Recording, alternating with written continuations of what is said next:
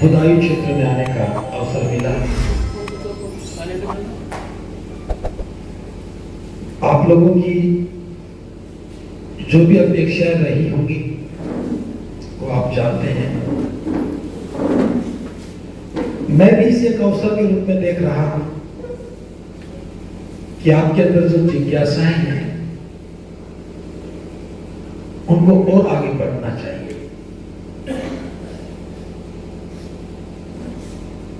धर्म पर चर्चा करने का तो जब समय आएगा तब करेंगे, क्योंकि कोई भी बीज बोना है उससे पहले जमीन को तैयार होना चाहिए। अगर बिना तैयारी के अगर बीज डाल दें तो फिर बीज उगता नहीं है, और उगेगा तो फिर वो फसल नहीं बनता है। हमसे गलती ये होती है, हमें जो करना होता है उस काम को छोड़ देते हैं, बस शोर मचाते हैं। मैं अपनी बात यहां से शुरू कर रहा हूं। आप में से बहुत सारे लोग खेती बाड़ी का काम करते थे। जमींदार जब खेत में हल जोतता है, बीज नहीं बोता, जुताई करता है, अकेला रहता है, शोर नहीं मचाता। वक्त आने पर बीज डालता तभी शोर नहीं मचाता। पहली बार शोर कब मचाता है? जब उसे फसल पर बैठे हुए पक्षियों को उड़ाना पड़ता है, और वो भी फसल पकने के बाद। पहली बार जमींदार आवाज लगाता है जब पक्षी उसके पकी हुई फसल को खाने लगते हैं, सुरक्षा के लिए, और फिर काटता, झाड़ता, घर में लेके आता, समृद्ध हो जाता है।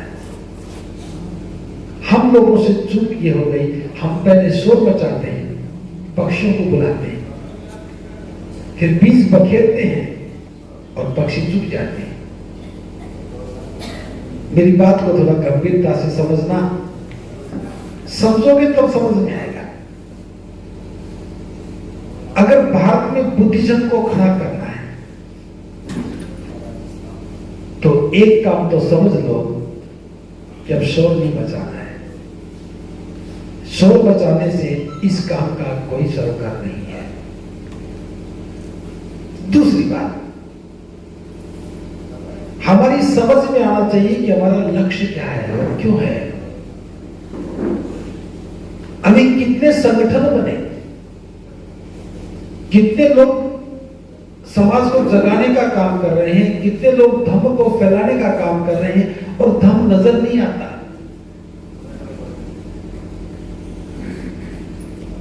धर्म नजर क्यों नहीं आ रहा? क्योंकि जो काम करना था वो काम समझ में नहीं आ रहा। पुष्पा जी आप बैठ जाओ, रिकॉर्डिंग तो एक आदमी करता रहेगा। काम क्या करना था,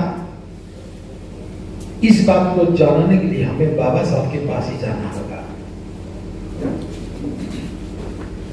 आप सब लोग जानते हैं कि बाबा साहब ने 14 अक्टूबर 1956 को बुद्ध की शरण ग्रहण की। 14 अक्टूबर 1956 को बुद्ध की शरण में गए, लेकिन इसका निर्णय 21 वर्ष पहले कर लिया था। 21 वर्ष तक बाबा साहब क्या करते रहे? 21 वर्ष तक बाबा साहब उन संभावनाओं को तलाश रहे थे जो हमारी समस्याओं के समाधान में सहायक होती। बाबा साहब ने केवल धर्म नहीं बदला। हम थोड़ा मूल्यांकन करते हैं, हल्का मूल्यांकन करते हैं।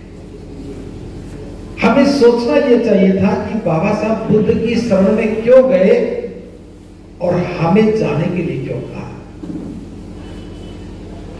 अगर ये बात समझ में आ जाए, बाबा साहब ने हमें बुद्ध की शरण में जाने के लिए क्यों कहा, अगर ये बात समझ में आ जाए तो हमारा लक्ष्य सामने होगा और करना क्या है ये भी समझ में आ जाएगा। अगर हम बाबा साहब के जीवन को देखें 7 साल की उम्र में पहली बार स्कूल में प्रवेश किया और वहीं से संघर्ष शुरू हुआ। सभी बच्चे कक्षा के अंदर बैठे और एक छात्र बाहर बैठे। सभी के लिए बैठने की व्यवस्था स्कूल करे और एक छात्र अपने लिए लेके जाए। प्यास लगे तो प्यास और पानी के संबंध के बीच में 7 वर्ष के बच्चे का कितना संघर्ष था आप समझ सकते हैं। 7 वर्ष के बच्चे का प्यास और पानी के बीच में कितना संघर्ष था। बैलगाड़ी में बैठने का मौका मिला तो भी संघर्ष हुआ। कुएं पर पानी पिया तो संघर्ष हुआ।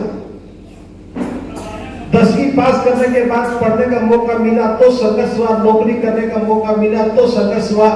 थोड़े से शब्दों में मैं कह सकता हूं 7 वर्ष की उम्र से लेकर के जीवन के अंतिम क्षण तक बाबा साहब का जीवन संघर्ष में बीता और उनका एक एक पल हमारी समस्याओं के समाधान के लिए समर्पित था। बाबा साहब प्रयास कर रहे थे कि जो मेरे जीवन में घटा है वो मेरे समाज के लोगों के जीवन में नहीं घटना चाहिए। जो समाज पशु तुल्य बना हुआ है, पशु जैसा जी रहा है, जिसके पास ना अधिकार है, ना साधन है, ना भोजन है, मान सम्मान की बात तो बहुत दूर, उसे तो एहसास भी नहीं कि वो इंसान है। तो बाबा साहब हमें एहसास कराने के लिए कि इंसान क्या होता है, मनुष्य क्या होता है, उसमें क्या क्या गुण होने चाहिए, ये सब चीजें पैदा करने के लिए बाबा साहब ने अपने पूरे जीवन की आहुति दे दी। बाबा साहब चाहते थे किसी का अपमान ना हो, समाज में भेदभाव ना हो, कोई छोटा बड़ा ना हो, कोई किसी का शोषण ना करे, सभी सम्मान और स्वाभिमान के साथ जीवन जिए। और आपने देखा होगा चाहे गोलमेज कॉन्फ्रेंस हो, एक तरफ देश के सारे नेता, एक तरफ बाबा साहब अकेले, चाहे साइमन कमीशन का भारत में आना हो, एक तरफ सारे नेता, एक तरफ बाबा साहब अकेले, और चाहे देश का संविधान बनाने की बात हो, एक तरफ सारे चुने हुए प्रतिनिधि और एक तरफ बाबा साहब अकेले। और जब महिलाओं को समानता का हक देने की बात आई तो एक तरफ सारी पार्लियामेंट थी और एक तरफ बाबा साहब अकेले। लेकिन किसी भी सूरत में बाबा साहब ने अपने कदम पीछे नहीं हटाए। और जब उन्हें लगा कि जो मैं संभावनाएं ढूंढ रहा था उन संभावनाओं का यहां कोई समाधान नहीं है, बाबा साहब ने अपने भाषण में लिखा था, इस धर्म का नाम लेके लिखा था जिसमें हमारा जन्म हुआ है। कहा था कि इस धर्म में रह करके जाति व्यवस्था को खत्म करने की बात करना ठीक ऐसा ही है जैसे कोई व्यक्ति जहर को अमृत बनाने की बात करता है।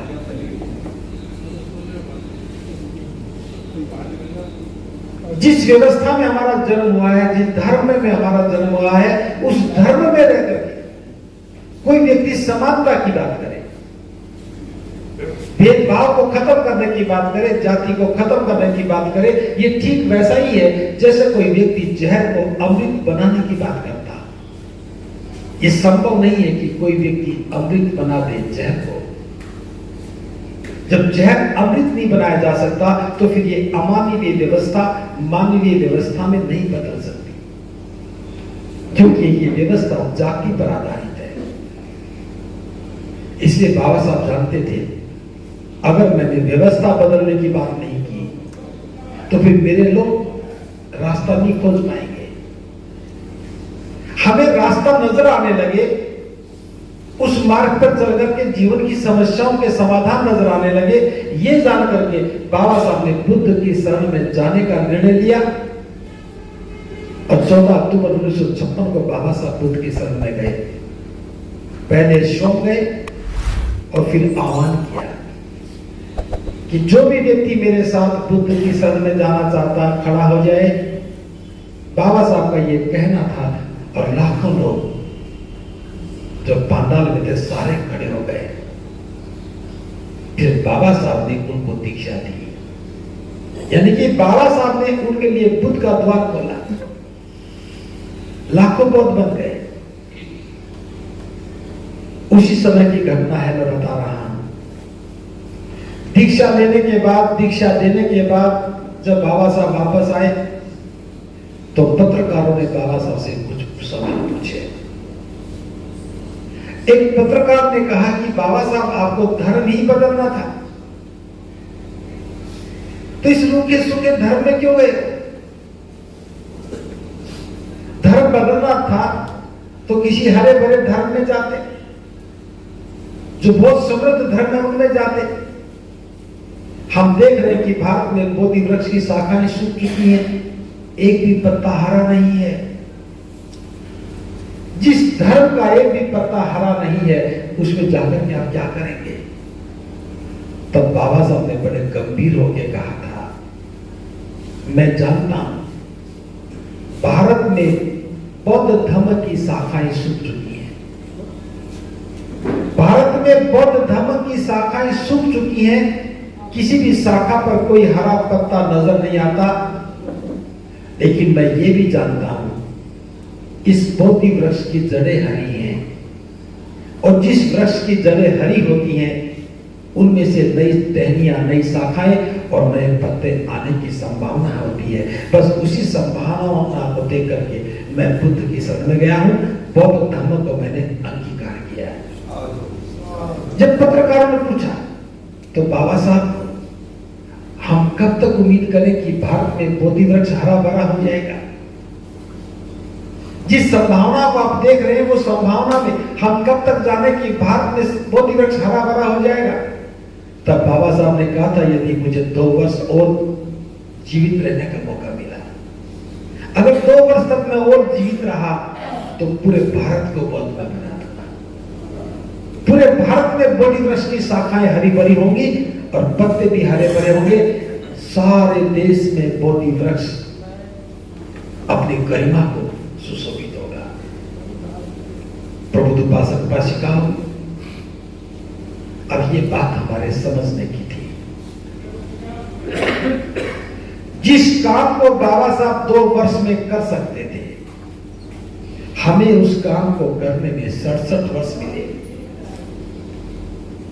1956 से लेकर के आज तक 67 वर्ष पूरे हो गए। बाबा साहब अगर होते तो 2 वर्ष में पूरे देश को बौद्ध में बना देते, धर्म का साम्राज्य स्थापित हो जाता। लेकिन बाबा साहब को केवल 52 दिन मिले और 52 दिनों में लगभग 30 लाख लोग बौद्ध बने। बाबा साहब का प्रयास देखिए, उनके जीवन का कोई प्रयास निष्फल नहीं रहा। मैं जीवन की आखिरी घटना बता रहा हूं ताकि आपकी संवेदनाएं जाग जाएं। 6 दिसंबर को बाबा साहब दुनिया से विदा हो गए। सारे देश में कोहराम मचा। उनके पार्थिव शरीर को मुंबई ले जाया गया। जब उनका पार्थिव शरीर दादर में चिता पर रख दिया गया, तब किसी एक व्यक्ति ने माइक लेकर के कहा कि बाबा साहब, आपको तो 11 दिन के बाद यहां आना था। 11 दिन के बाद आपको हम अपने हाथों से हमें दीक्षा देनी थी और आप 11 दिन पहले आ गए। अब हम किससे दीक्षा लेंगे? हम कैसे बौद्ध बनेंगे? हमारे लिए धर्म के द्वार कौन खोलेगा? और ये कहकर के वो तो माइक पर ही रोने लगा, प्रलाप करने लगा। उसी समय बदन आनंद कौशल्या ने माइक हाथ में लिया और कहा कि ये बात सच है कि बाबा साहब 11 दिन के बाद आने थे, लेकिन वो आज ही आ गए। और ये भी सच बात है कि 11 दिन के बाद बाबा साहब लौट के नहीं आएंगे। जिन लोगों को बाबा साहब की मौजूदगी में बाबा साहब के हाथों से दीक्षा लेनी थी, उनके पास अंतिम विकल्प है कि बाबा साहब के पार्थिव शरीर को साक्षी मान करके जो बौद्ध बनना चाहता है वो मेरे साथ संकल्प में लाखों लोग थे, संख्या को गिना नहीं जा सकता था। 5 किलोमीटर तक दादर की सारी सड़कें भरी थी, दूर दूर तक माइक लगे थे। बदन आनंद को समझाने ने मान दीक्षा दी और लाखों लोग पद बन गए। दुनिया के इतिहास में ये पहली घटना है कि किसी व्यक्ति के पार्थिव शरीर को साक्षी मान करके जिन्होंने धम्म को अंगीकार किया। बाबा साहब की मौजूदगी में भी लाखों लोग बने और बाबा साहब दुनिया से विदा हो गए। उनके पार्थिव शरीर को साक्षी मान करके भी लाखों लोग बहुत बने। हम लोगों ने क्या किया? हम इंतजार करते रहे, कहानियां तो सुनाते रहे, मूर्तियां लगाते रहे, खूब बाबा साहब की मूर्तियां लगाई। लेकिन बाबा साहब बौद्ध क्यों बने? बाबा साहब ने हमें बौद्ध बनने के लिए क्यों कहा? इस पर कभी चर्चा नहीं की। और चर्चा क्या करनी थी? जो बाबा साहब ने बौद्ध बनने के बाद हमें वक्तव्य दिया, 15 अक्टूबर को जो हमें संदेश दिया, बस उसी संदेश को गौर से पढ़ना था, हमें अपना लक्ष्य पता लग जाता। लेकिन हमसे चूक हो गई। बाबा साहब ने धम्म की दीक्षा इसीलिए दी थी ताकि मेरा समाज मेरा अनुसरण करेगा। मेरा अनुसरण करेगा तो वो सीधा बुद्ध की शरण में जाएगा और बुद्ध की शरण में जाएगा तो उसके जीवन की समस्याओं के समाधान हो जाएंगे। प्रबुद्ध उपासक उपासिकाओं, बस यही चूक हो गई हमसे। बाबा साहब धम्म की दीक्षा के रूप में हमारे जीवन की तमाम समस्याओं के समाधान दे रहे थे और हमने इसको धर्मांतरण के रूप में ले लिया। समाधान क्या था? मैं आज भी आपसे सीधी बात कर रहा हूं। हमारे साथ भेदभाव होता है, बंद करेंगे। हमारे साथ भेदभाव होता है, क्यों होता है? क्योंकि व्यवस्था जातिवादी है और जाति धर्म से जुड़ी है। उस धर्म को हम मानते हैं। अब जिस व्यक्ति को यह मालूम है कि वो जाति के इस क्रम में सबसे ऊपर है, उसका अधिकार मिल गया हमें छोटा समझने का और हमें ये समझा दिया कि जाति के इस क्रम में आप निम्न पायदान पर हैं, इसलिए आपसे वो ऊपर है, उसको भेद करने का पूरा अधिकार है। दोनों की सहमति है। जो ऊपर बैठा है उसे भी खुशी है कि ऊपर बैठा है, उसे अधिकार है आपसे भेदभाव करने का, और नीचे वाला भी सहमत है, ठीक है जी कर लो, हम तो छोटे आदमी हैं। कोई लोअर कास्ट कर देता है, कोई अपर कास्ट कर देता है, कोई छोटी जाति का व्यक्ति कर देता है। अब जिस व्यवस्था में कि जड़ में यह समानता हो तो सम्मान का संघर्ष कितना करोगे? आप सम्मान का संघर्ष करते करते इस देश के सर्वोच्च पद पर जा सकते हो, राष्ट्रपति बन सकते हो। लेकिन राष्ट्रपति बनने के बाद भी आपको सम्मान मिलेगा, इसकी कोई गारंटी नहीं है। हाँ, ये गारंटी पक्की है, राष्ट्रपति बनने के बाद भी आपका अपमान उतना ही होगा जितना गांव के चौकीदार का होता है। ये समझने की बात है। और राष्ट्रपति बनने के बाद भी अपमान करवाने की ललक उठती है। बिना मंदिर में जाए तो चैन ही नहीं पड़ता। हजारों के साथ रोज घटनाएं घटती है, भले उनकी आंखों पर पट्टी बन जाती है, दिखता नहीं है। एक बार अपमानित होने के बाद समाज को संदेश देते हैं, बस बने रहो यहीं। एक और राष्ट्रपति बने, शुद्धिकरण किया गया। किस आदमी को पावर है संविधान में कि वो किसी का शुद्धिकरण कर दे और वो प्योर हो जाए? लेकिन चूक हमसे हो रही है क्योंकि हम उस व्यवस्था के समर्थक हैं। हमारा स्वाभिमान जागता नहीं है, इसलिए उन घटनाओं को हम व्यक्ति की घटना मान करके छोड़ देते हैं, इसलिए गौर नहीं करते हैं। बाबा साहब ने समाधान दिया। सम्मान चाहते हो, स्वाभिमान चाहते हो तो अपनी व्यवस्था का निर्माण करो। और अपनी व्यवस्था का निर्माण कब होगा? जो गलत है उसे छोड़ना होगा। छोड़ना क्या था? हम कोई जमीन जायदाद नहीं छुड़वा रहे, हम संपत्ति नहीं छुड़वा रहे, ये तो बीमारियों को छोड़ना था। भेदभाव बीमारी है, जाति बीमारी है, गोत्र उस बीमारी का नाम है जिसको नाम के पीछे लग करके हम सुशोभित होते हैं। बाबा साहब ने कहा था यदि तुम धर्म बदल रहे हो और पहचान नहीं बदल रहे, परंपरा पर प्रतीक नहीं बदल रहे, तो उस धर्म बदलने का कोई भी परिणाम नहीं निकलेगा।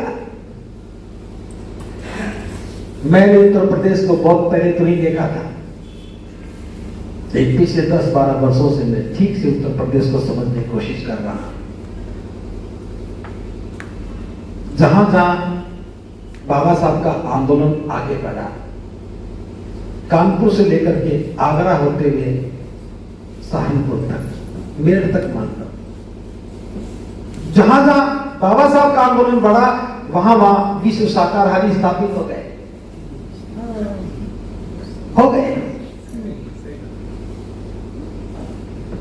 जहां बाबा साहब नहीं गए वहां तो खरपतवार खूब उगी है, उसकी बात मैं नहीं कर रहा।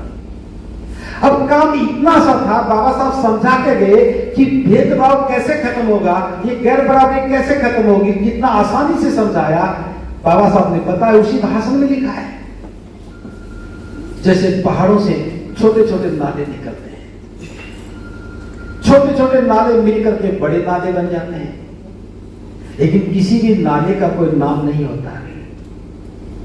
बहुत सारे बड़े बड़े नाले मिलते हैं तो नदी बनती है, और वहीं से नदी का नाम शुरू होता है। यह गंगा नदी है, यमुना है, गोदावरी, रावी, ताप्ती, सतलुज, व्यास, चिनाब, सैकड़ों नदियां हैं।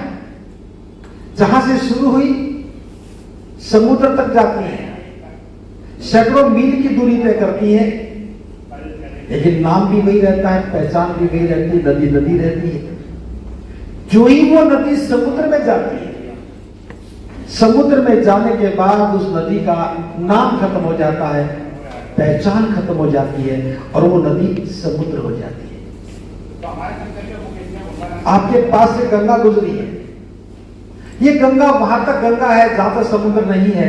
जो ही गंगा समुद्र में गई, समुद्र हो जाती है। बाबा साहब पूछते हैं, सैकड़ों नदियां समुद्र में जाकर के समाहित हो जाती हैं, क्या कोई व्यक्ति उस समुद्र के पानी में से एक बाल्टी पानी निकाल करके बता सकता है कि इस एक बाल्टी पानी में गंगा का कौन सा है, यमुना का कौन सा है, गोदावरी का कौन सा, रावी का कौन सा, ताप्ती का कौन सा? क्या बता सकता है? नहीं बता सकता। नदी का नाम कुछ भी हो, कहीं से भी आई हो, कितनी दूरी चल के आई हो, लेकिन जब नदी समुद्र में जाती है तो समुद्र हो जाती है। बस यही बात समझनी थी। नदी के समुद्र में जाने के बाद नदी समुद्र हो गई, उसकी पहचान, उसका नाम सब पीछे छूट गया। हमें भी यही समझना था कि बौद्ध धर्म समुद्र है।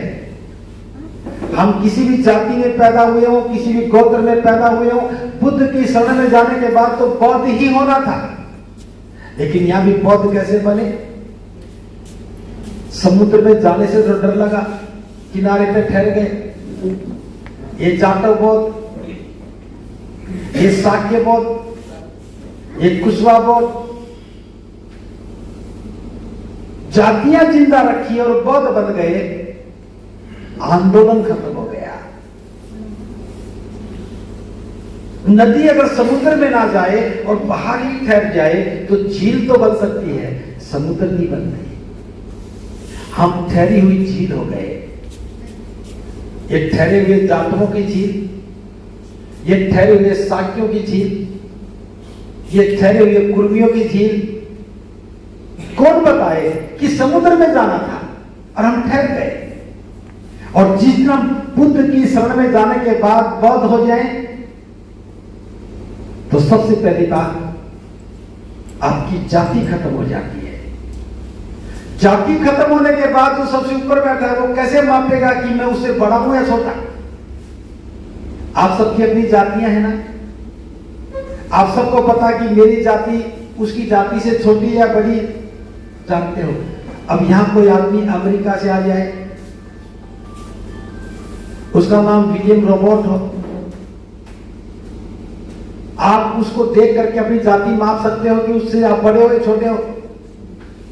उसके पास जाति है ही नहीं। जब जाति नहीं तो जाति का पैमाना काम ही नहीं करता। बुद्ध की शरण में जाने के बाद जाति का पैमाना काम नहीं करता। अगर हम सारे बौद्ध बन जाए तो बंधुता, समता, भाईचारा स्थापित होगा या नहीं होगा?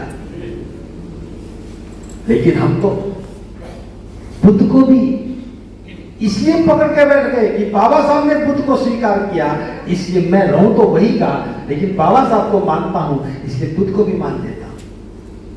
बुद्ध को मानने का कोई अर्थ नहीं है। कुछ लोग इसलिए बुद्ध को पकड़ के बैठ गए, अरे हम भी शाक्य वंशी हैं, अभी शाक्य मुनि हो गए। बड़ी मुश्किल से तो वो बुद्ध बने थे, हम उनको मुनि बना रहे। मुनि का मतलब घर त्याग करके वह भजन कीर्तन करता रहे, मुनि हो गया। बुद्ध को भी छोटे छोटे नाम दे दिए, बड़ी मुश्किल से बुद्ध बने, उनको भी भगवान बना दिया। बिना भगवान तो चैन ही नहीं पड़ता। हमें बुद्ध को नहीं बदलना था, हमें खुद को बदलना था। हम बुद्ध को बदल रहे हैं, नहीं ये तो शाक्य मुनि है, हम तो शाक्य मुनि लिखेंगे, नहीं ये तो भगवान बुद्ध, हम तो भगवान बुद्ध लिखेंगे। बात ये नहीं थी। बुद्ध को जो बनना था वो तो बनकर चले गए, वो जो दे करके गए उनसे हमें बदलना था, लेकिन हम बदल नहीं गए। जब तक जाति नहीं छूटेगी, जब तक ये नदियां समुद्र में नहीं मिलेंगी, मेरे जैसे 1000 भिक्षुओं को बुला लो, समानता की बात पैदा ही नहीं हो सकती। हमारे पास जादू की पुड़िया नहीं है कि एक पुड़िया भजिया दे, आपके मुंह में डाल दे और आप धन्य हो गए। यहां तो चलना है, समुद्र में शामिल होना है, और समुद्र में शामिल होने के बाद हमें बहुत ही बनना था। जाति उसकी पहचान को खत्म करना था। दूसरी बात, बुद्ध की शरण में जाने के बाद क्या करना था? बहुत आसान था। जब सिद्धार्थ गौतम से सिद्धार्थ बुद्ध बने, 1.5 महीने तक सोचते रहे, मैं किसको ज्ञान बांटूं? समाज तो हजारों वर्षों से अज्ञानता में है, मेरी बात कैसे समझ पाएगा? उनके मन में तो बहुत सारी धारणाएं बनी है, उन धारणाओं को तोड़े बिना वो मेरी बात स्वीकार नहीं कर पाएगा। अगर मैं जाकर के लोगों को समझाऊंगा तो हो सकता है कि मेरी बात का उपहास उड़ाएं, हो सकता है कि वो व्यर्थ में ही से टाल दें, तो मेरा प्रयास भी निरर्थक होगा और उनको भी परेशानी होगी। 1.5 माह के बाद निर्णय हुआ कि मुझे पात्र तलाशने चाहिए जो मेरी बात को समझ सके। प्रबुद्ध उपासक उपासिका इस बात को गंभीरता से समझना। महाकारुणिक बुद्ध किसको उपदेश दें, इसके लिए पात्र तलाशने लगे। 1.5 महीना बीत गया। फिर याद आया कि आचार्य आलार कालम आचार्य थे, सन्यासी थे। 7 चरण की ध्यान साधना सिद्धार्थ ने उन्हीं से सीखी थी। एक बहुत सुंदर घटना घटी। जो भी आचार्य आलार कालम सिखाते, सिद्धार्थ सीख जाते, फिर पूछते जी इससे आगे क्या, इससे आगे क्या, और थोड़े ही समय में 7 चरण की ध्यान साधना पूरी कर ली। तो एक दिन पूछा, हे आचार्य इससे आगे क्या है? तब आलार कालम ने कहा, हे सिद्धार्थ तुम मेरे प्रिय शिष्य हो, तुम्हारी बुद्धि बड़ी कुशाग्र है, मैंने तुमसे कुछ छुपाया नहीं है, जितना मैं जानता था सब सिखा चुका हूं, इसके बाद मुझे भी मालूम नहीं है। इससे आगे सीखना है तो फिर आगे ही जाओ। बुद्ध ने सोचा, कितने स्पष्ट थे, उनसे आगे उन्हें मालूम नहीं था। अगर मैं उन्हें सिखाऊंगा, उनके पास बहुत सारे सीखने के लिए आते हैं, उनका कल्याण होगा। फिर उन्होंने उनके बारे में सोचा तो पता लगा कि वो दुनिया में नहीं रहे। फिर आचार्य उद्धक रामबुद्ध का ख्याल आया। उन्होंने 8वें चरण की ध्यान साधना सिखाई थी। 8वें चरण की ध्यान साधना सीखने के बाद भी सिद्धार्थ का यही प्रश्न था, हे आचार्य इससे आगे क्या है? उद्धक रामबुद्ध का भी स्पष्ट उत्तर था, हे सिद्धार्थ तुम मेरे प्रिय शिष्य हो, मैंने तुमसे छुपाया कुछ नहीं है, जो था सो बता दिया, अब आगे सीखना है तो फिर आगे जाओ। बुद्ध ने सोचा कि अगर उनको मैं ज्ञान दूं तो वो भी ज्ञान से पूर्ण होंगे। फिर पता लगा वो दुनिया में नहीं रहे। तब फिर किसको खोजा जाए? तब 5 परिव्राजकों को ढूंढा जो काया क्लेश में सिद्धार्थ के साथ थे। जब सूख करके कांटा हो गए थे, खाना छोड़ दिया था, उठते थे तो चक्कर आते थे। सुजाता ने पायस बनाई, सिद्धार्थ को खिलाई और सिद्धार्थ ने पायस को स्वीकार कर लिया। क्यों? उनके मन में अंतर्द्वंद चल रहा था। अगर शरीर ही नष्ट हो गया तो ज्ञान कहां मिलेगा, किसको मिलेगा? शरीर नष्ट करने से ज्ञान प्राप्ति का कोई सरोकार नहीं है। ये जान करके सिद्धार्थ सोच रहे थे मैं काया क्लेश को छोड़ दूं, और ऐसी अनुकंपा हुई कि सुजाता की मनोकामना पूरी हुई, उसको पुत्र पैदा हुआ और उसने खीर बनाई, पायस बनाई और वट वृक्ष को देने के लिए आई थी। तो सिद्धार्थ वहां बैठे मिले तो सोचा कि पता नहीं वट देवता तो खाएगा नहीं खाएगा, ये सामने तपस्वी बैठा है, मैं इन्हें निवेदन करूं तो मेरा भोजन भी सार्थक हो जाएगा। उसने निवेदन किया, सिद्धार्थ ने आंखें खोली, सामने पायस थी। पायस का भोजन उत्तम भोजन है, कई दिनों से खाया नहीं था तो खाना भी आसान था, क्योंकि वो सॉलिड नहीं होता, तरल सा होता है, सुपाच्य भी होता है, पौष्टिक भी होता है। तो बुद्ध ने स्वीकार कर लिया, सिद्धार्थ ने स्वीकार कर लिया। इसी बात को जान करके 5 परिव्राजकों को पता लगा कि सिद्धार्थ ने तो संकल्प तोड़ दिया है, काया क्लेश का मार्ग छोड़ दिया है, अब उन्हें ज्ञान प्राप्त नहीं होगा। नाराज होकर चले गए कि तुम तो पथभ्रष्ट हो गए, अब हम साथ नहीं रहेंगे, सेवा नहीं करेंगे। बुद्ध ने सोचा वो कितने सच्चे लोग थे जो मेरी सेवा कर रहे थे, उनमें श्रद्धा भी थी, उनका त्याग भी था, गृह त्यागी थे, परिव्राजक थे, और वो ज्ञान की तलाश में थे। जिसकी तलाश ज्ञान की है वो उसे ज्ञान पाता। उनको खोजते हुए बौद्ध गया से चल करके सारनाथ तक आए। मैं बहुत लंबी कहानी नहीं सुना रहा हूं, मैं वो उस बात को बता रहा हूं। उन 5 परिव्राजकों नाराज थे, पहले नाराजगी दूर हुई, बाद में विश्वास हुआ कि अब ये बुद्ध बन गए हैं, हमारे मित्र नहीं है, गौतम नहीं है, सिद्धार्थ नहीं है। उनका पहला प्रश्न था, हे तथागत, आपने क्या खोजा है? आपकी खोज क्या है?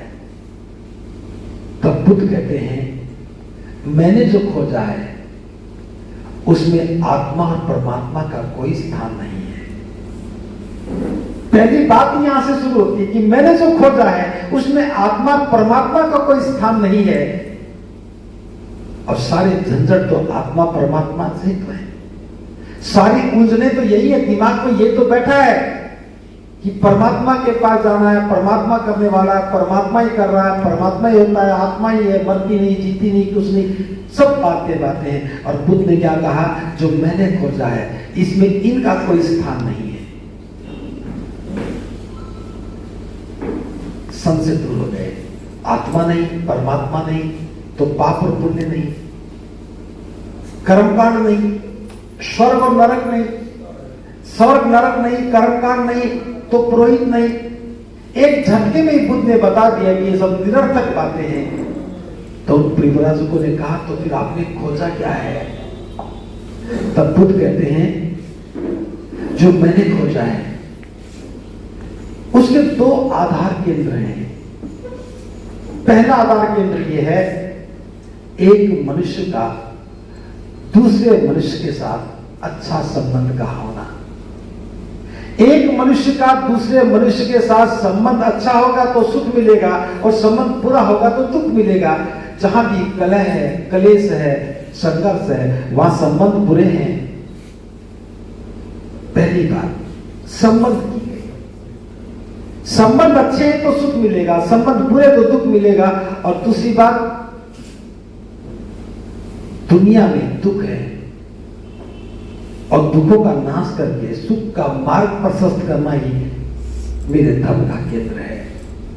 तो बुद्ध ने दुनिया के सभी लोगों के दुखों को दूर करके सुख का मार्ग बताने का काम किया, और यही बात बाबा साहब को समझ में आई। अगर बुद्ध की बात हमारे समझ में आ जाए तो दुखों का मार्ग छूट जाएगा, सुख मिल जाएंगे, और यही हमारी जरूरत थी। यही बाबा साहब का लक्ष्य था कि हम दुखों से बाहर निकल आए। हमारे दुख क्या थे? गरीबी हमारा दुख है। कितने लोग नौकरियों में आए, कितने लोगों ने कारोबार किए, कितने लोग विद्वान बने, डॉक्टर, इंजीनियर बने, प्रोफेसर बने, मास्टर बने, वकील बने। उन्होंने धन भी कमाया, अपनी गरीबी तो दूर कर ली। क्या सामाजिक दरिद्रता को हम खत्म कर पाए? क्या समाज की गरीबी को खत्म कर पाए? जो एक व्यक्ति आईएएस ऑफिसर बन गया, क्या उसका सगा भाई का बेटा गरीबी की मार नहीं झेल रहा? आप कुछ भी नौकरी करते हो, क्या आपके सगे संबंधी गरीबी से मुक्त हो गए? हमें अपनी ज्ञान की साधना से गरीबी को खत्म करना था, लेकिन ये विषय तो छुआ ही नहीं, बस जयंती मनाने लग गए। जयंती मनाते मनाते हमारा नाम हो जाए, हमें सम्मान मिल जाए, उधर चले गए। ये भेदभाव खत्म करना था, महिला पुरुष के बीच के भेदभाव को खत्म करना था। आप याद करके सोचना, क्या आज तक कभी आपने सोचा भी है कि महिला और पुरुष के बीच में असमानता खत्म हो जानी चाहिए? आपके क्षेत्र में पहली बार आया हूं, फिर भी पूछ रहा हूं, क्या महिलाएं पर्दा करती हैं, घूंघट करती हैं? करती हैं, ग्रामीण क्षेत्र में तो। फिर बाबा साहब समझ में कैसे आ गए? नहीं आ जो बाबा साहब पर भाषण देते हैं, मंच पर आकर के बड़े बड़े भाषण देते हैं, अपनी जीवन संगिनी का घूंघट नहीं हटा पाए। जो जयंतियों में बड़े बड़े व्याख्यान देते हैं, अपनी मां का घूंघट हटा नहीं पाए, तो समानता की बात समझ में कैसे आ सकती है? कैसे हमारे मन में मानवीय विचार पैदा हो सकता है? कैसे हम अपने आप को भेदभाव से खत्म कर सकते हैं? महिलाओं को लेकर आज भी हमारे मन में वही दकियानुसी विचार हैं। क्या बाबा साहब समझ में आ सकते हैं? जितने पुरुष यहां आए हैं, क्या आप अपनी जीवन संगिनी से पूछ करके आए हैं? अगर पूछ करके आए हैं तो कोई बात नहीं, बिना पूछे आए हैं तो एक दिन आपकी जीवन संगिनी आपसे बिना पूछे 4 घंटे के लिए घर से चली जाए तो क्या तलाक के पेपर तैयार नहीं हो जाएंगे? तो पुरुष मानसिकता ही कि महिला को जीवन संगिनी ना मान करके हम जो काम कर रहे हैं एक गलत है। हमारे बाबा साहब समझ में आ जाते तो हम करुणा और मैत्री की बात करते, अच्छे संबंध बनाने की बात करते, भेदभाव को खत्म करने की बात करते, और समाज में कोई गरीब ना रहे इसकी व्यवस्था करते। और बाबा साहब के सामने यही लक्ष्य था कि बुद्ध की शरण में जाने के बाद मेरा समाज समृद्ध हो जाएगा। अब समृद्ध होगा कैसे? सुनिए, कहां चूक हो गई। आगे चलने वाले ही अगर ना समझ हो तो पीछे चलने वालों को दोष देना भी गलती है। जो पढ़ा लिखा बना उसका दायित्व बनता था कि वो समाज को एक सही मार्ग दिखाता। हमने क्या किया? शादी के कार्ड पर बाबा साहब का फोटो लगा लिया, बुद्ध का फोटो लगा लिया, बंदे जी को बुला लिया, शादी बहुत रीति से हो। अब जो नगद सगाई थी क्या बहुत रीति से थी? जो बैंड लेके बारात आई क्या बहुत रीति की बारात थी? जो टेंट लगा बैंक्वेट हॉल क्या बहुत रीति का था? जो लेन देन हुआ, समझी मिलनी हुई, महिलाओं ने जो गीत गाए, आपने जो दावत ली, बैंड वाले ने बैंड बजाया, गाने वाले ने गाना गाया, आज मेरे यार की शादी है, क्या बहुत रीति है इसमें कहीं भी? हम लोगों ने आमदनी होने के बाद प्रदर्शन बड़ा करना शुरू कर दिया। अब जिसके पास धन था वो तो सम्मान पा गया, जिसके पास धन नहीं था उसने उसका अनुसरण किया और कर्ज लेकर के बच्चों की शादियां की, और कर्ज लेने के बाद हर महीने ब्याज भी लौटाया, किस्त भी लौटाई, दरिद्रता और बढ़ गई। अगर आज समाज में गरीबी बढ़ी है तो उसका जिम्मेदार पढ़ा लिखा व्यक्ति है। अगर हमारी समझ में आ जाता जिस आदमी का कार्ड आता, हम कहते हैं कार्ड तो ठीक है, बेटी की शादी है, बेटे की शादी, हमारी मंगल कामना है, लेकिन समाज को गलत रास्ता दिखा रहे हो, मैं शामिल नहीं होऊंगा, क्योंकि लोग मुझे भी देखेंगे तो वो भ्रमित हो जाएंगे। मेरी जिम्मेदारी बनती है कि मैं बाराती बन के ना जाऊं, मेरी जिम्मेदारी बनती है कि मैं दावत खाने के लिए ना जाऊं। प्रभु उपासक उपासिकाओं, अगर ये बात समझ में आती कि विवाह जो है, बाबा साहब ने कहा है, तो परिवारों के आपसी समझौते का नाम है, तो परिवारों का समझौता है। एक लड़का पक्ष, एक लड़की पक्ष है, दोनों में सहमति हो गई, अब उनको जीवन साथी के रूप में जीना है। एक इसी इतने से मंच पर बैठ करके कोई भी शादी करवा सकता है, इसमें बैंड की, बारात की, दावत की, टेंट की आवश्यकता कहाँ है?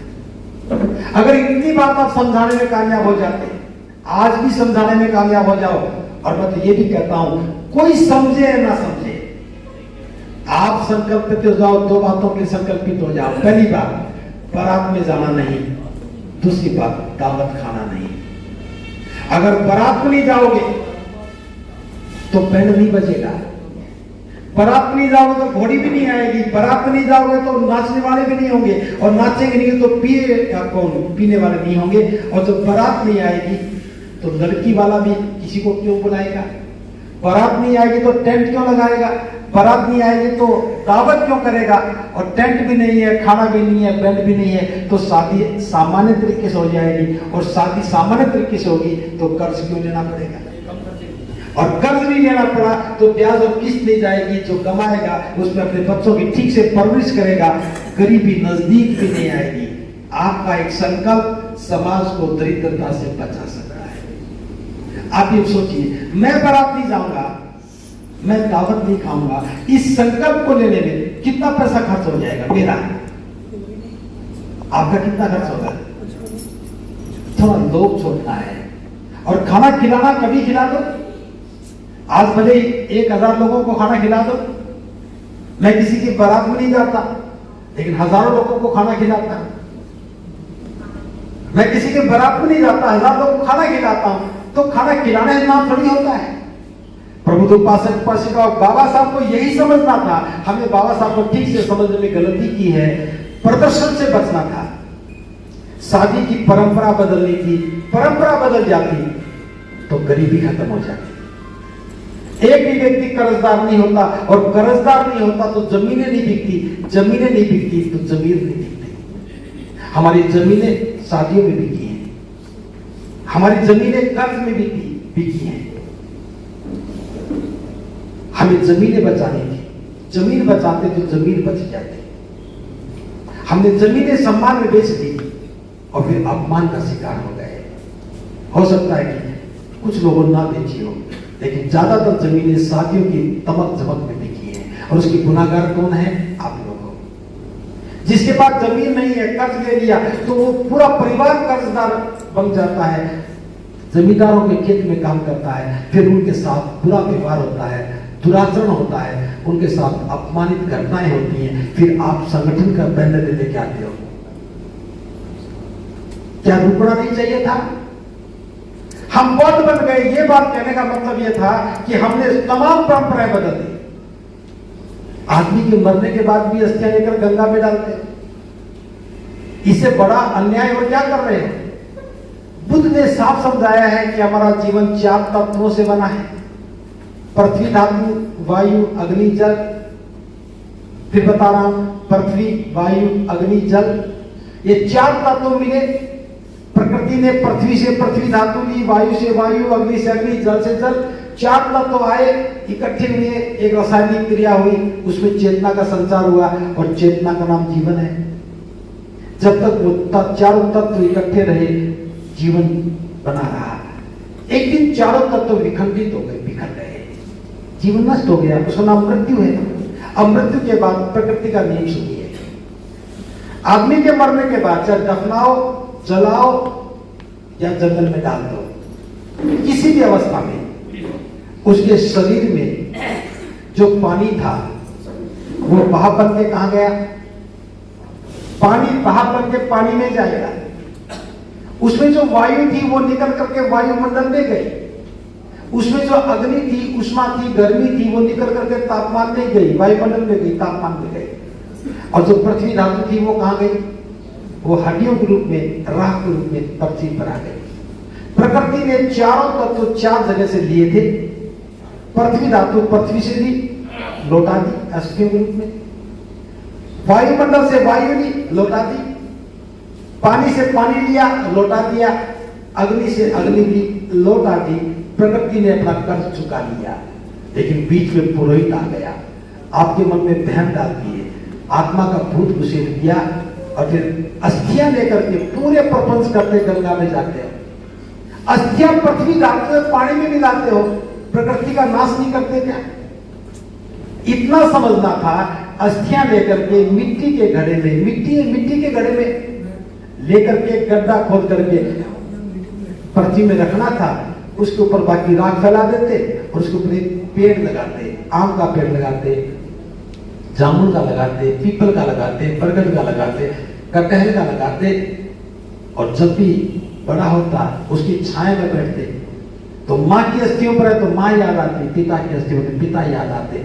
अपने नाती को भी लेके जाते, बताते कि तुम्हारे पिता की अस्थियों पर पेड़ लगा है। आम का पेड़ लगाया, आम लगते तो फिर याद आती, माँ ने आम भेजे हैं, पिता ने आम भेजे हैं, संबंध बढ़ जाता। और कुछ दिन के बाद आपका भी नंबर आना है, उसके बगल में आपका भी एक गड्ढा खोदता, एक पेड़ और लग जाता है। इधर राशन कार्ड में से नाम करता, उस राशन कार्ड में नाम जुड़ जाता। एक जीवन जी लिया, दूसरा पेड़ के रूप में याददाश्त के लिए रह गया। हजारों सालों के बाद सभ्यताएं नष्ट हो जाती हैं, जमीन में दब जाती हैं, फिर खुदाई होती है, फिर कोई खुदाई होती,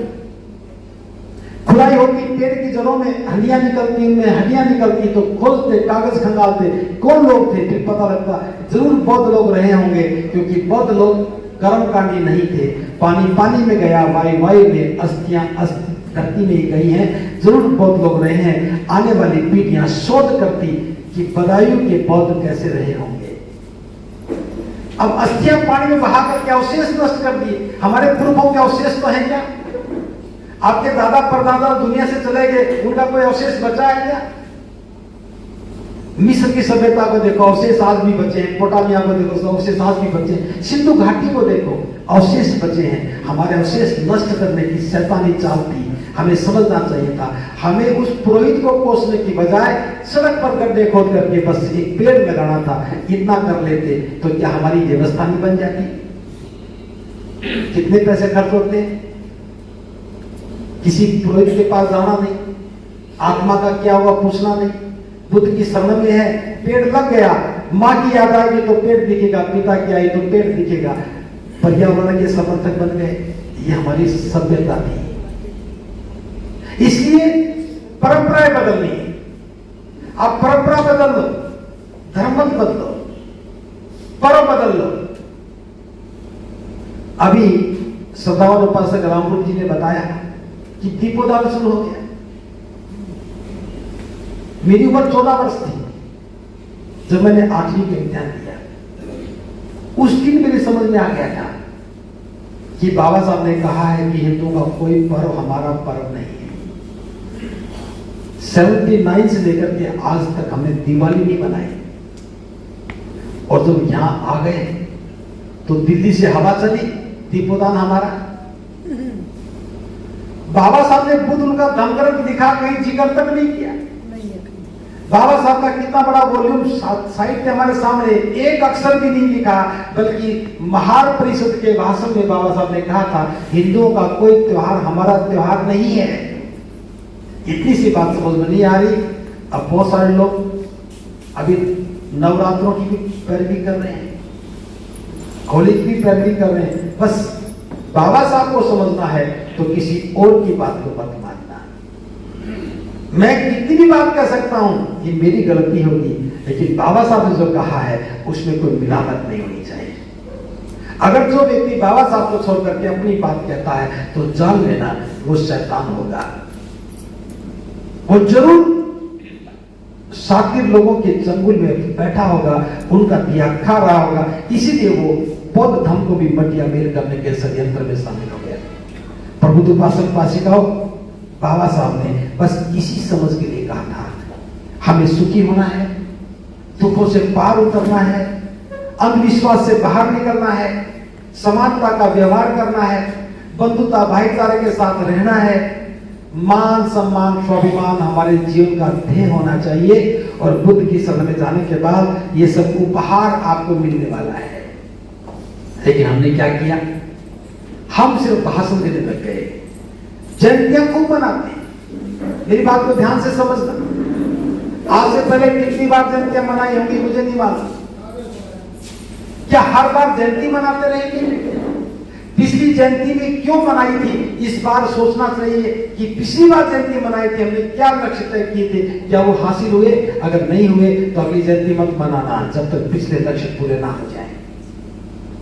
एक बच्चा परीक्षा में पास होता है, उसे अगली क्लास में दाखिला नहीं होता, और हम हर बार फेल हो रहे हैं और पीएचडी हो गए। 5वीं क्लास पास नहीं की, महिलाओं के हाथ की चूड़ियां उतरी नहीं, मनुवाद को पहाड़ से उतार रहे हैं। कोई मनुवाद नहीं है। अपना मन बदल लो, बात बदल जाएगा। बारात मत जाओ, बैंड वाले क्या करेंगे? आप बैंड वाले कितने खड़े कर दो, बाराती ना हो, क्या बजा लेंगे क्या? और देखने वाले नहीं हो तो कोई नाच लेगा क्या? जब बारात नहीं आ रही तो कौन हलवाई लगा करके दावत बनाएगा? खाने वाला नहीं हो तो कौन खिलाएगा? अगर ये सब खत्म हो जाएंगे तो कौन हमें गरीब बना देगा, कौन हमें कर्जदार बना देगा, और कौन हमारा शोषण करेगा? हमारा आंदोलन तो सम्मान स्वाभिमान का था, और बुद्ध की समझ में जाकर के पूरा हो जाता। प्रभु उपासक उपासिकाओं, बहुत लंबी बात ना करते हुए थोड़ी सी बात और कह रहा हूं। बाबा साहब 2 वर्ष में इस बोधि वृक्ष को हरा भरा कर देते।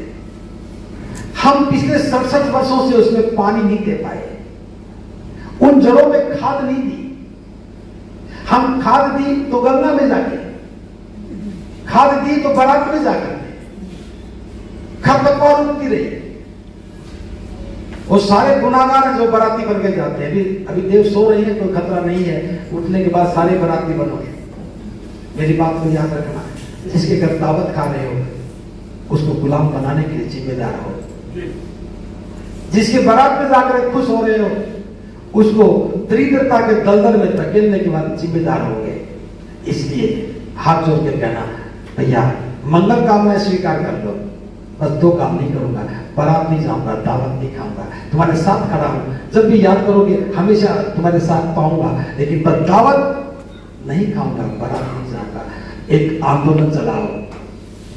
इतना होगा तो हमारी ऊर्जा तो बचेगी, हमारे पास जो पैसा बचेगा उस पैसे से देशनाएं होंगी, भिक्षु आएंगे, धन की देशना करेंगे। और देशना होने का मतलब है बोधि वृक्ष की जड़ों में खाद और पानी का जाना। जिनकी जड़ों में खाद और पानी जाता है, जल्दी से कोपले निकल आती हैं, टहनियां बन जाती हैं, शाखाएं बन जाती हैं, पेड़ हरा भरा हो जाएगा। बाबा साहब 2 वर्ष में हरा भरा कर सकते थे इस बोधि वृक्ष को, हम 67 वर्षों में एक टहनी भी अंकुरित नहीं कर पाए। अब समय आ गया है, मैं नहीं चाहता कि 68वां वर्ष हो जाए, हम ही चाहते हैं कि 69वां वर्ष हो जाए।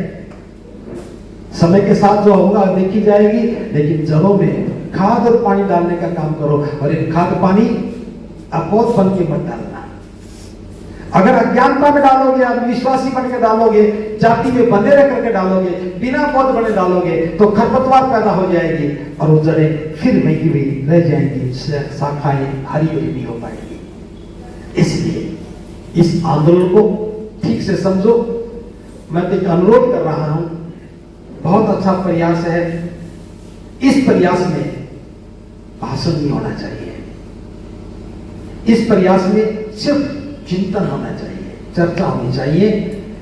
जितनी सुगमता से, साधारणता के साथ हम काम करेंगे, धर्म को समझेंगे, तब समझ में आएगा। अगर आप मुझे भी कहते बनते जी 2 मिनट में बोलो, मैं नहीं समझा सकता था। आप किसी भी वक्ता को कहेंगे 2 मिनट में बोलो, कुछ नहीं समझाएगा, बस ये हो जाएगा हमने संतुष्टि कर ली, उसको भी बुला दिया। लेकिन मकसद पता भी लगेगा, देशनाएं होंगी तो हमें सार पता लगता है, अर्थ पता लगता है, भाव पता लगता है। इसलिए धर्म के आंदोलन को अब नए सिरे से परिभाषित करने की आवश्यकता है। यह हमारी समस्याओं का समाधान है, यह धर्म बदलने का विषय नहीं है, विषय दीक्षा का भी नहीं है। इसे परंपराएं बदलने का है, पर्व बदलने का है, प्रतीक बदलने का है, पहनावा बदलने का है, अपनी पहचान बदलने का है। अगर कोई बौद्ध बने और नाम के पीछे गोत्र लगाता हो तो समझ जाना काम अधूरा है। बौद्ध बन जाए और शादी में बैंड बजाता हो, गंगा जाता हो, तो समझ जाना कि काम अधूरा है। अगर महिलाएं चूड़ियां उतार ना पाए, मांग के सिंदूर ना हटा पाए, तो समझ जाना अभी काम शुरू भी नहीं हुआ है। बृहस्पतिवार को अगर महिलाएं सिर ना धो पाए तो समझ जाना कि अज्ञानता के दलदल में आप भी फंसे खड़े हो। बुद्ध बनने का मतलब, बौद्ध बनने का अर्थ है स्वतंत्र हो जाना, बंधनों से मुक्त हो जाना। जो मन में गलत धारणाएं बनी उनका खत्म हो जाना, अविद्या का नाश हो जाना। बिना अविद्या के नाश हुए हमें ठीक से समझ में नहीं आएगा। और सम्यक दृष्टि का अर्थ यही है कि अविद्या का नाश हो जाए, अज्ञानता का नाश हो जाए, और इसके लिए नए सिरे से ठीक से ऑपरेशन करना होगा। ये किसी डॉक्टर के पास जाकर के पैरासिटामोल की दवाई लेकर के बुखार उतार सकते, बीमारी खत्म नहीं कर सकते। इसलिए भाषण देने का दौर खत्म करो, समझने और समझाने का दौर शुरू करो। थोड़े लोग बैठ करके, घर में बैठ करके समझाने की बात करोगे। बाबा साहब बौद्ध क्यों बने और बाबा साहब ने हमें बौद्ध बनने के लिए क्यों कहा, इस पर चर्चा करो। बाबा साहब के भाषण को पढ़ना शुरू करो, पढ़ करके पढ़ाना शुरू करो। क्या हुआ भैया? जी आ रही है। ध्यान सुनिए, सारी बातें मैंने कह दी हैं। एक जो बहुत जरूरी बात थी, जिस मकसद के लिए हम लगे हुए हैं, मैं और बता देता हूं।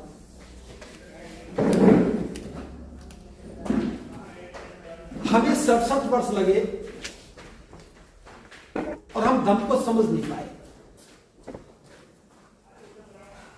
ये बात हमें भी परेशान कर रही थी। बहुत सारे लोगों ने बैठ करके चिंतन मनन किया। हमने सोचा कि बाबा साहब जिस काम को 2 वर्ष में पूरा कर सकते थे, हम 67 वर्ष में शुरू भी नहीं कर पाए। बहुत महत्वपूर्ण बात है, थोड़ी सी ये 2 मिनट की बात होगी। तब हमने सोचा कि बाबा साहब कैसे भारत को बौद्ध में कर सकते थे। हमने सोचना शुरू किया और सोचना शुरू किया, क्योंकि बाबा साहब के पास तो जा नहीं सकते, उनके भाषण ही पढ़ सकते थे। तब सोचा कि जरूर बाबा साहब ने बुद्ध से सीखा होगा कि बुद्ध ने कैसे धर्म का साम्राज्य स्थापित किया। निश्चित रूप से बाबा साहब की वही योजना रही होगी। तो उसी बात को जानने के लिए हमने बुद्ध की ओर देखना शुरू किया। तो सबसे पहले बुद्ध ने 5 परिव्राजकों को शिष्य बनाया, उसके बाद यश को बनाया, फिर उनके 4 मित्र आए और फिर उनके 50 मित्र आए। कुल 60 लोग हो गए थे। इन 60 लोगों को लेकर के बुद्ध सारनाथ से राजगृह चले गए। हेलो, उन 60 व्यक्तियों को लेकर के, शिष्यों को लेकर के तथागत सारनाथ से राजगृह चले गए। वहां उनका प्रशिक्षण शुरू हुआ। तब बुद्ध को पता लगा कि उर्वेला कश्यप नाम का एक सन्यासी है, उसकी बड़ी प्रसिद्धि है, बड़ी ख्याति है। और मैं आपको बता रहा हूं, उर्वेला कश्यप के 500 शिष्य थे। युवा था, 500 शिष्य थे। उसके 2 भाई थे, छोटे भाई, एक नदी कश्यप, एक गया कश्यप। दोनों ने भी अपने भाई को देखकर के सन्यासी हो गए। एक के पास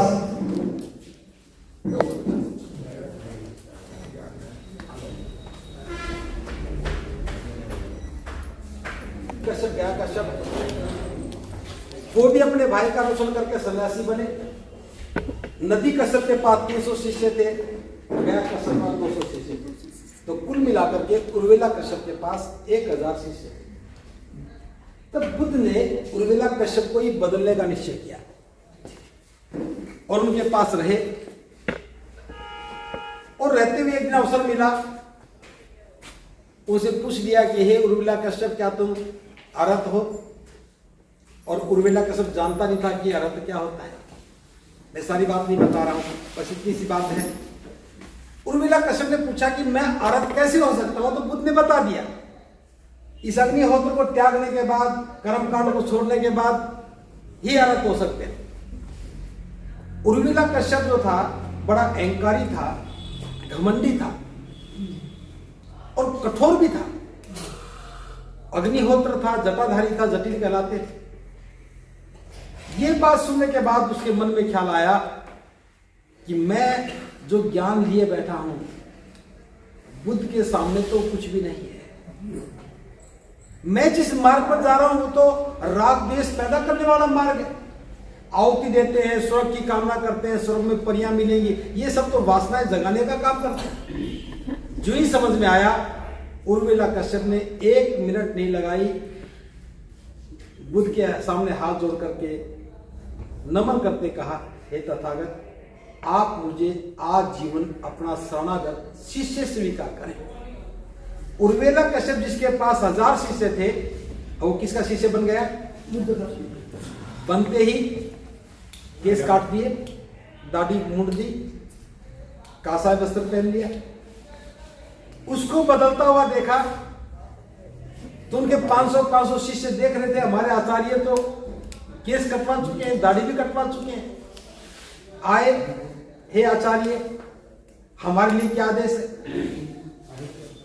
तो उर्मिला कश्यप ने कहा, जो तुम चाहो सो करो। उन्होंने कहा कि हम तो अपने आचार्य की शरण में थे, जब हमारा आचार्य बुद्ध की शरण में गया तो हम और कहां जाएंगे? उन्होंने भी अपना केस मुड़वा लिए और 500 के 500 भिक्षु बन गए।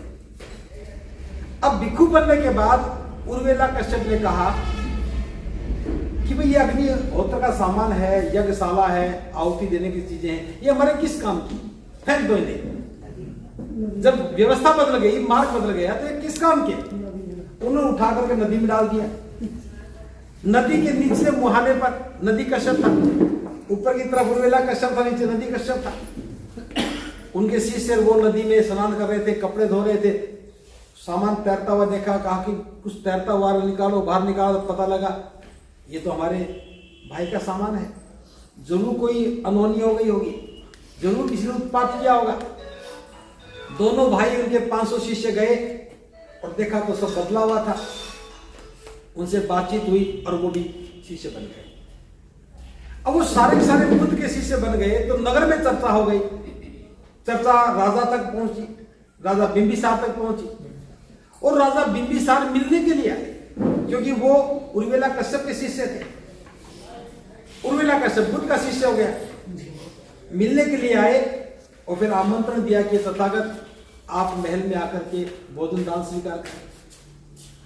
पहली बार जब बुद्ध राजगृह में गए तो उनके पीछे पीछे 1000 भिक्षु से, नंगे पैर, हाथ में पात्र, सिर मुंडे हुए, कासा वस्त्र पहने हुए। जो नगर में गए, जिसने भी उस दृश्य को देखा वो भाव विभोर हो गया, बड़ा कौतूहल से बन गया कि कितना अजीब दृश्य है। बुद्ध तो ने त्याग किया था, लेकिन इतने सारे लोग घर बार त्याग करके, सब कुछ त्याग करके कैसे सन्यासी बन गए, कैसे भिक्षु बन गए? जिसने भी देखा वो आश्चर्यचकित हो गया। फिर बुद्ध वहां गए, देशना दी, लाखों लोगों ने देशना सुनी। जिसने देशना सुनी वो भी रूपांतरित हो गया। अरे बड़ी अद्भुत देशना है, कोई कर्मकांड नहीं, कोई डर नहीं, कोई भय नहीं, बड़ी कल्याणकारी देशना है। उसके बाद भिक्षु संघ वहां से बाहर निकल गया। प्रबुद्ध उपासक उपासिकाओं, 3 घटनाएं घटी। पहली घटना, जिन्होंने देखा वो भी बदलने लगे, जिन्होंने सुना देशना को वो बदल गए। फिर भिक्षु संघ के जाने बाद नगर में चर्चा होने लगी। जिसने देखा वो देखने की चर्चा करने लगा, जिसने सुना वो सुनने की चर्चा करने लगा। और नगर में चर्चाएं हुई तो जो चर्चाओं से समझ में आने लगा वो भी बदल गया। तो बदलने के लिए 3 चीजें थी। एक तो दृश्य था देखने के लिए, एक देशना थी सुनने के लिए, एक चर्चा थी समझने के लिए। कुछ देख करके बदले, कुछ सुन करके बदले, कुछ चर्चाओं में शामिल होकर के समझ करके बदले। अब हम बाबा साहब की बात करते हैं। बाबा साहब की दीक्षा के बाद हमारे पास देखने के लिए कुछ नहीं था। दीक्षा के कार्यक्रम को देख सकते थे, दीक्षा भूमि बन गई, इसके अलावा देखने के लिए कुछ नहीं। भिक्षु संग नजर नहीं आया, अगर 2-4 भिक्षु आ भी गए तो प्रभाव नहीं पड़ा, देखने के लिए कुछ नहीं था। फिर कोई ऐसा भिक्षु भी नहीं रहा जिसकी देशना सुनने के लिए लाखों लोग आ जाए, इसे सुनने के लिए कुछ नहीं था। कोई भिक्षु बोलने में लगे तो कोई किसी देवता पर बोल रहा है, कोई देवी पर बोल रहा है, जहां बोलना था वहां बोला नहीं। तीसरी बात, जब पहली बात नहीं थी, दूसरी बात नहीं थी, तो तीसरी बात शुरू नहीं हो सकती। चर्चा किसकी होती? चर्चा नहीं हुई तो कोई नहीं बनता। अब यहां से हमें एक सूत्र मिला कि पहली बात तो देखने के लिए होना चाहिए, दूसरी बात सुनने के लिए होना चाहिए, और तीसरी बात चर्चा भी होनी चाहिए। बस ये सिद्धांत समझ में आया तो हमने बैठ करके अलीगढ़ में फैसला लिया कि हम एक ऐसा कार्यक्रम करते हैं जिसमें तीनों चीजें हों। बुद्ध पहली बार 1000 भिक्षुओं को लेकर गए। हमने कहा भी हम भी शुरुआत 1000 से ही करें, कि माइलस्टोन बन जाता तो वहीं से शुरू करना चाहिए। हमने फैसला किया भी 1000 लोगों को चीवर पहनाएंगे। लक्ष्य बड़ा था, लेकिन मैं आपको बता दूं 1.5 महीने में ही 31 अगस्त की रात को 12:15 बजे 1003 लोगों के नाम दर्ज हो गए चीवर पहनने के लिए। बहुत मुश्किल लक्ष्य लग रहा था, लेकिन बड़ा आसान हो गया। आज की तारीख में 1300 के लगभग लोगों के नाम दर्ज हो गए हैं जो चीवर में रहेंगे। 10, 20, 50 नहीं भी आएंगे तो 1200 पर है। अब ये कल्पना करके देखिए, आप लोग देखेंगे इतने सारे भिक्षुओं को एक साथ बैठे हुए साधना करते, एक साथ चलते हुए, एक साथ चक्रमण ध्यान साधना करते, एक साथ भोजन लेते हुए, तो मन में कैसा भाव जगेगा? बहुत अद्भुत भाव जगेगा। और यह भाव जीवन को रोमांचित ही नहीं करेगा बल्कि बदल देगा। तो देखने के बाद दूसरी बात, वहां हर रोज 2 देशनाएं होंगी, एक सुबह होगी एक शाम को होगी। उन देशनाओं को सुनने से बहुत सारी बातें आएंगी, समझ में आएंगी, उदाहरण टूटेंगी, और देशना सुनने से भी व्यक्ति बदलेगा। तीसरी बात, जो भी फोटो वहां खींचेगा बाहर भेजेगा, जो वीडियो बनाएगा बाहर भेजेगा, जो शिविर में शामिल होकर के घर जाएगा तो बात करेगा, या जो देखने के लिए गया देखा तो घर आके बताएगा। नगर में चर्चाएं होने लगेंगी, जो चर्चाएं होंगी उनमें से भी लोग बदलेंगे। तो हमें समझ में आया कि बाबा साहब 2 वर्ष में इस बोधि वृक्ष की जड़ें हरी कर सकते थे, दिखा करके, सुना करके और चर्चाएं करवा करके। तो आज 67 वर्ष हो चुके हैं, हम सोचते हैं अब समाज को तैयार होना चाहिए बोधि वृक्ष की जड़ों में खाद और पानी डालने के लिए। तो एक छोटा सा अनुरोध है आप लोगों से। अभी तक 2 नाम हैं, एक तो कंचन जी का, एक नरेश जी का। रामरूप जी का नाम तो दिखा नहीं अभी तो हम जब साथ गए थे शुरू में है आपका। 4-5 नाम हैं, ये चंदोसी के हैं। मैं बदायूं की बात कर रहा हूँ। आप यहाँ से भी 5-10 लोग चीवर पहनने की तैयारी करो। केवल 9 दिन का कार्यक्रम है। 31 अक्टूबर को शुरू होगा और 8 नवंबर को 3 बजे के बाद खत्म हो जाएगा। उसके बाद आप अपने सादे कपड़ों में घर आएंगे, फिर गृहस्थ जीवन आप जी सकेंगे। ये 9 दिन ना केवल जीवन को बदलने वाले होंगे बल्कि ऐतिहासिक होंगे। देखिए 1600-1700 वर्षों के बाद पहली बार भारत का चीवर पहने हुए 1000 से ज्यादा चीवरधारी नजर आएंगे 1700 वर्षों के बाद। 1700 वर्षों से यह कामना किसी के मन में नहीं आई। आज आप लोगों के सहयोग से, आपके लोगों के साथ खड़े होने से हमने बात को समझा। हम शुरुआत यहां से कर रहे हैं। इस आंदोलन में, इस शिविर में जो भी चीवर पहनेगा उसको क्या मिलेगा वो तो वो जाने, बात की बात होगी। लेकिन एक बात बता रहा, जब देश के बौद्ध में होने के इतिहास को लिखा जाएगा तो उसकी फोटो, उसकी मौजूदगी गवाह बनेगी कि इस आंदोलन में उसकी भागीदारी थी। आपके घर में बड़ा सा फोटो लगेगा जिसमें हजारों लोगों के फोटो होंगे, एक आपका भी चेहरा होगा। तो फिर आपकी आने वाली कितनी पीढ़ियां गौरव और गरिमा का एहसास करेंगे कि मैं इस आंदोलन में शामिल था। तो एक तो ये अवसर बार बार नहीं आते। मुझे भी आज 16 वर्ष हो गए भिक्षु बने, पहली बार मैं सोच पाया, पहली बार हम इसमें शामिल होंगे। हम भी पहली बार देखेंगे, आप इसमें शामिल रहिए। तो पहला तो मेरा आमंत्रण स्वीकार कीजिए, आपको आना है चीवर पहनने के लिए। जो चीवर नहीं पहन सकते वो सादे कपड़ों में, सफेद कपड़ों में रह सकते हैं, रंगीन कपड़ों में अनुमति नहीं होगी। सफेद कपड़ों में जैसा भी आप पहनते हो पहन के आइए, आप रह सकते हैं। महिलाएं भी वहां फीवर लेंगी, आप भी ले सकते हो। तीसरी बात, इतने बड़े आयोजन बातों में नहीं होते। 9 दिन तक का कार्यक्रम है, लगभग 2000 लोग शिविर में रहेंगे। हर रोज 1000-2000 लोग मिलने भी आएंगे, देखने आएंगे। सबके लिए भोजन की व्यवस्था, नाश्ते की व्यवस्था, अल्पाहार की व्यवस्था, चाय की व्यवस्था, एक बहुत बड़ा खर्च होता है। सबके सोने की व्यवस्था, टेंट की व्यवस्था, टॉयलेट की व्यवस्था, पानी की, नहाने की, बिजली की, बहुत बड़ा काम होता है। मैं चाहता हूं कि बदायूं के लोग, चंदोसी के लोग भी अपनी भागीदारी निश्चित करके इस आयोजन में हाथ बटाएं। बिना साधनों के कभी कारोबार कमजोर ना पड़ जाए। एक मुट्ठी आटा अगर घर से निकलेगा तो वो भी एक बड़ा सहायक होता है। आज से ही लग जाओ एक एक मुट्ठी आटा निकालने। कार्यक्रम के दौरान, उससे पहले जितना बन पड़े इकट्ठा करके वहां पहुंचाइए। वजन ज्यादा हो जाए तो वहां जाके खरीद लीजिए, या पैसा लेके जा सकते हैं, या कोई चावल, दाल, आटा, तेल, चीनी जो देना चाहे काम आने वाली चीज दे सकते हैं। तो उससे ये आयोजन सुगम हो जाएगा, आसान हो जाएगा। बस इन्हीं शब्दों के साथ मैं अपनी वाणी को विराम देता हूं और साधुवाद ज्ञापित करता हूं आप सबके लिए, आयोजकों के लिए। मैं यहाँ के बारे में कुछ नहीं जानता था, मुझे आज भी नहीं पता था मैं कहाँ जा रहा हूँ, बस इतना पता था कि बधाई जा रहा हूँ।